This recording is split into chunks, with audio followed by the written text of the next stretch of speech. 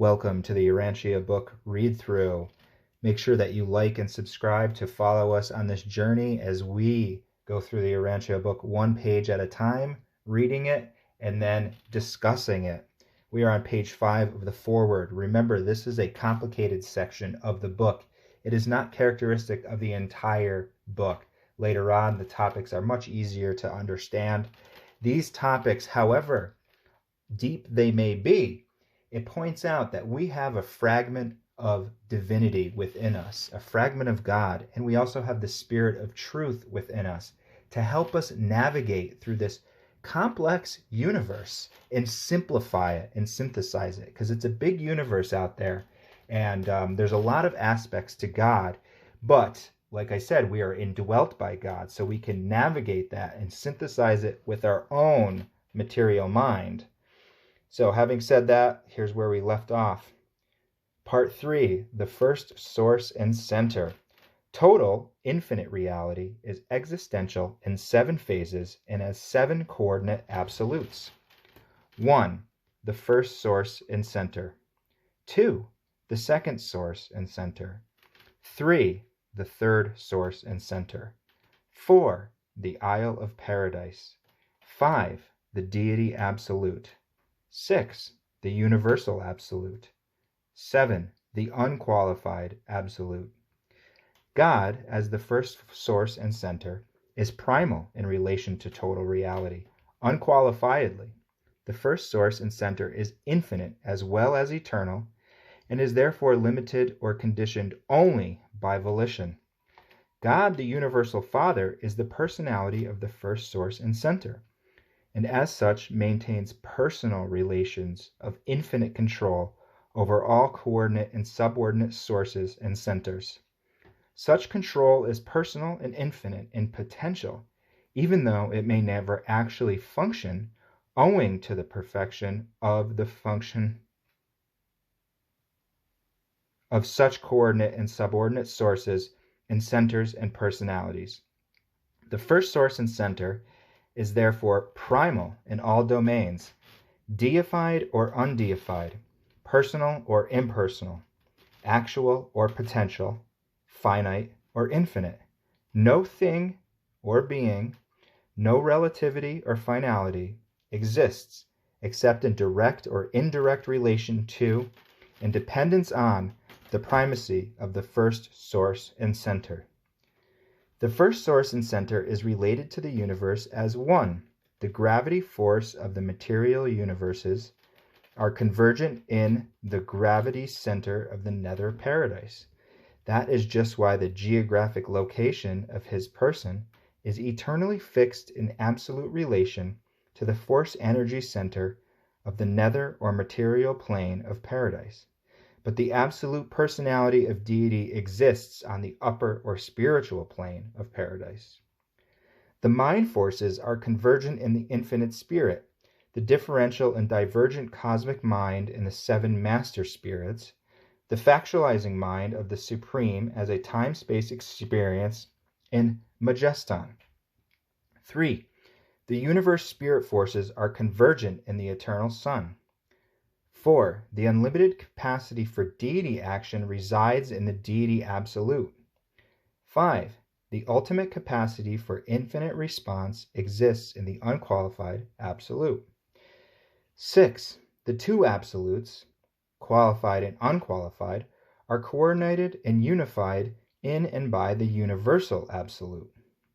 7. The potential personality of an evolutionary moral being or of any other moral being is centered in the personality of the universal Father.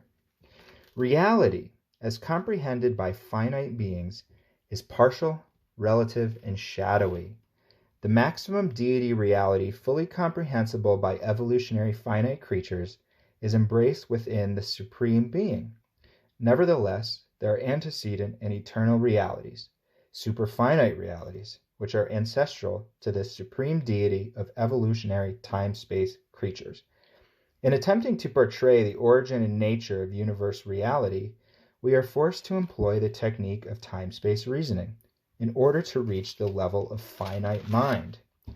Therefore, must many of the simultaneous events of eternity be presented as sequential transactions. Wow.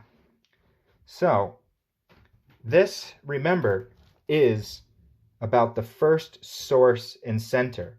And I like that because I hear a lot of people call God source. And this book confirms that. It's the first source and center. They also go out to point that there's a second source and center and the third.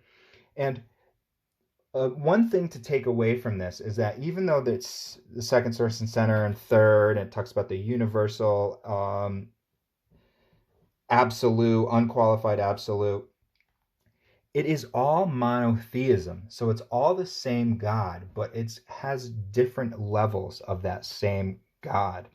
Now, another good thing to point out here is this part that says, reality as comprehended by finite beings is partial, relative, and shadowy.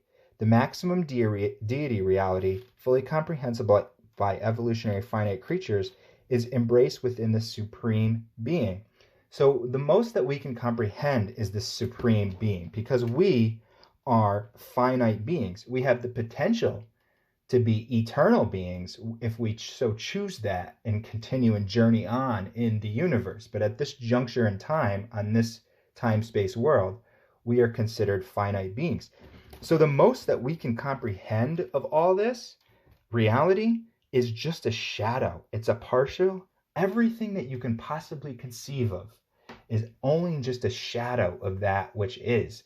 It even says something like all that is finite is between 3 and 5% of what exists in the universe. And the levels beyond this are just unimaginably blissful. You can get glimpses of them if you're doing a deep meditation and you have this spiritual epiphany.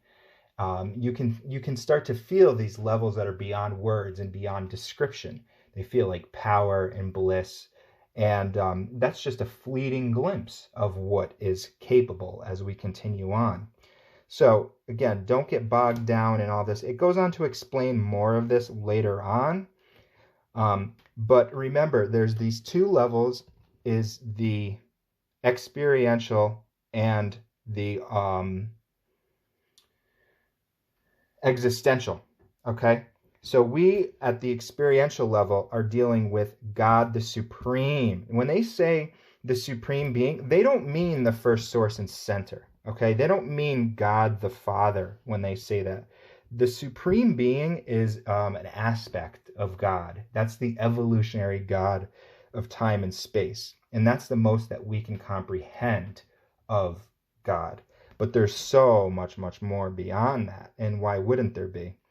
So, again, they're trying to take these very, very deep concepts and put them into the English language. And it says that there's not really the words in order to do it. But if you were to do it, this is what the words would look like. So that's a little bit about the first source and center. Make sure that you like and subscribe. Leave me questions if you have any questions about this or comments. I'm answering comments as well, people that say things about the Urantia book or have questions. And we will continue on in this journey when we get to page 6. Thanks again.